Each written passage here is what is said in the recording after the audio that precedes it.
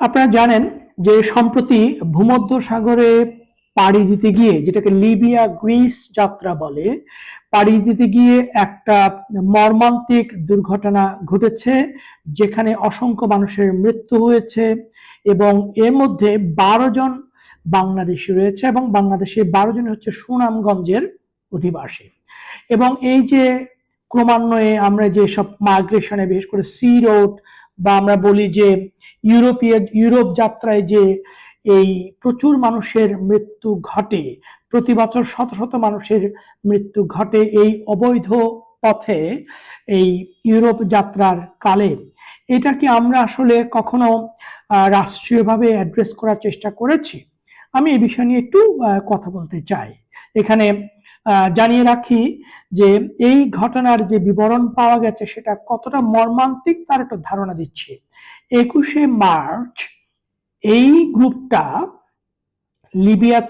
Libya থেকে গ্রিসের দিকে রওনা দেয়। এখান থেকে লিবিয়াতে যায়, লিবিয়া থেকে আরেকটা ছোট বোটে করে প্রায় 48 জন যাত্রীকে নিয়ে গ্রিসের পথে রওনা দেন এবং পথিমধ্যে দেখা যায় কি এই ফুয়েল শেষ হয়ে যায় এবং এরপরে পথ হারিয়ে সেটা প্রায় 6 দিন সেখানে আসলে সমুদ্রের মধ্যে আটকে পড়ে।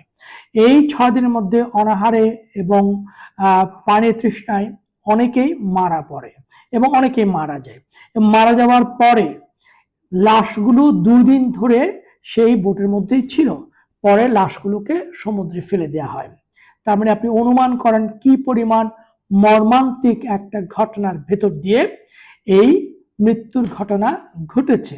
এবং এই 12 জন হচ্ছে সুনামগঞ্জের অধিবাসী। সম্প্রতি এই আজকের সংবাদপত্রে দেখা গেছে 9 জনের দালালের বিরুদ্ধে মামলা হয়েছে, মামলা চলবে। আর বাংলাদেশে মামলার দীর্ঘসূত্রিতার কথা আমরা সবাই জানি। কিন্তু এই যে 12 জন মানুষের মৃত্যু হয়েছে, এই জন্য আসলে দায়ী কে? আমরা কি কখনো এগুলোকে গভীরভাবে বোঝার চেষ্টা করেছি? এই যে অবৈধ পথে দালালের মাধ্যমে ইউরোপ যাত্রার নামে এই যে জীবনকে ঝুঁকির মধ্যে ফেলে দেয়া এবং প্রতি বছর শত শত মানুষের মর্মান্তিক মৃত্যুর ঘটনা ঘটছে, এই জন্য আসলে কে দায়ী? এই বিষয়গুলোকে আমরা কখনো চিন্তা করেছি? আমি বরাবরের মতোই বলি, মৃত্যু কিন্তু কোনো সংখ্যা না, মৃত্যু হচ্ছে জীবন। এই জীবনের সাথে সম্পৃক্ত আছে এই মানুষগুলোর পরিবার, পরিজন, আত্মীয় স্বজন, মা বাবা, ভাই বোন বা স্ত্রী, সন্তান সন্ততি।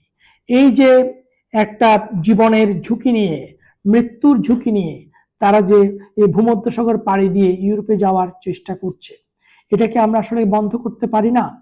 অথবা আমরা এই যে এগুলোকে রেফিউজি মাইগ্রেশন ডিসকোর্স বলা হয়, যে মাইগ্রেশন মোটিভেশনস, মাইগ্রেশন ডেস্টিনেশন, কিসের মোটিভেশনে এই মানুষগুলো জীবনকে মৃত্যুর মুখে ঠেলে দিচ্ছে, আবার এই মাইগ্রেশন ডেস্টিনেশন কিসের উদ্দেশ্যে তারা যাচ্ছে, এই কারণগুলো আসলে আমাদেরকে গভীরভাবে ভাবতে হবে, বোঝার চেষ্টা করতে হবে।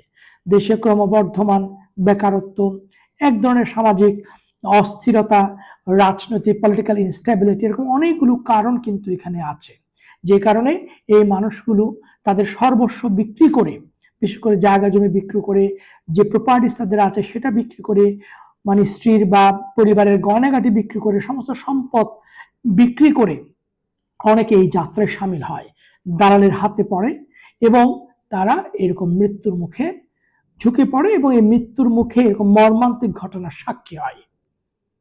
এভাবে যদি চলতে থাকে, কত মানুষের জীবন যে বিপন্ন হচ্ছে, এটার আসলে আমাদের করণীয় ঠিক করা জরুরি।